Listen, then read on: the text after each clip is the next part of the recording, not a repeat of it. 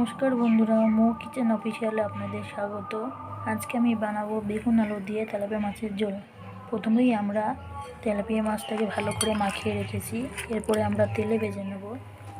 তেল আমাদের গরম হয়ে গেছে, এবার আমরা তেলাপিয়া মাছটা ভেজে নেব।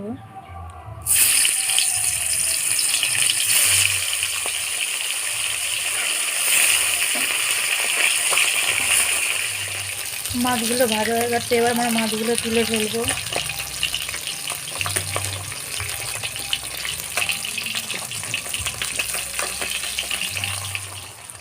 মাছ আমাদের ভাজা হয়ে গেছে, এবার তেলে আমরা দিয়ে নেব তেজপাতা,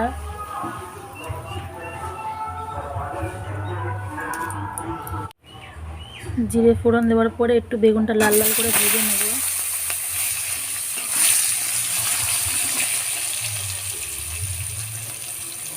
বেগুনটা ভাজার জন্য সামান্য একটুখানি নুন দেবো, সামান্য একটু হলুদ দেবো, দিয়ে লাল লাল করে ভেজে নেব। বেগুনটা লাল লাল করে ভাজা হয়ে গেছে, এবার তুলে নেব।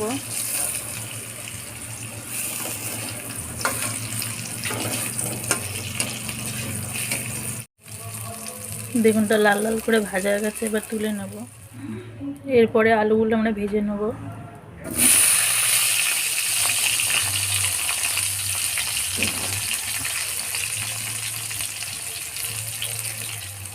আলুগুলো ভাজা হয়ে গেছে, এবার আমরা টমেটোগুলো দিয়ে নেব।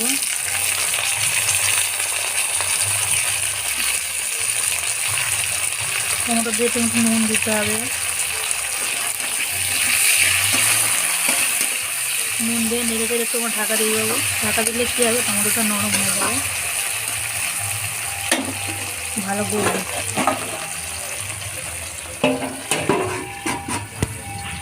ঢাকনাটা আমরা খুলে দিচ্ছি। দেখুন টমেটোটা লাল হয়ে গেছে। এরপরে আমরা একটা বাটা মশলা দিয়ে দেবো, জিরে বাটা, আদা বাটা ও ধনে বাটা।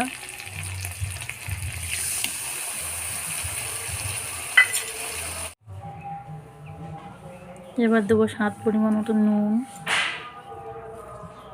হলুদ, লঙ্কার গুঁড়ো। যতক্ষণ না মশলাটা কষা হচ্ছে ততক্ষণ আমরা ভালো করে কষাবো। দেখতেই পাচ্ছি আমাদের মশলাটা ভালো করে কষানো হয়ে গেছে। এরপরে আমরা মশলাটার মধ্যে জল দিয়ে দেবো।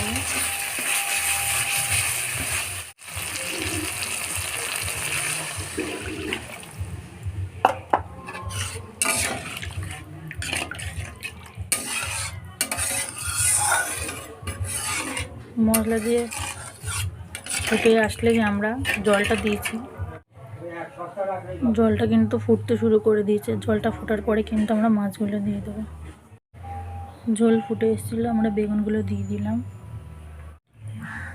ঝোলটা ফুটে এসেছে, এবার আমরা মাছগুলো দিয়ে দেবো।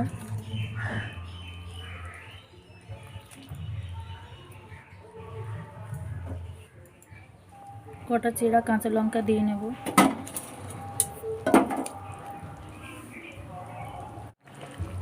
মাছের জন্য আমাদের রেডি, এবার আমরা নামিয়ে ফেলবো।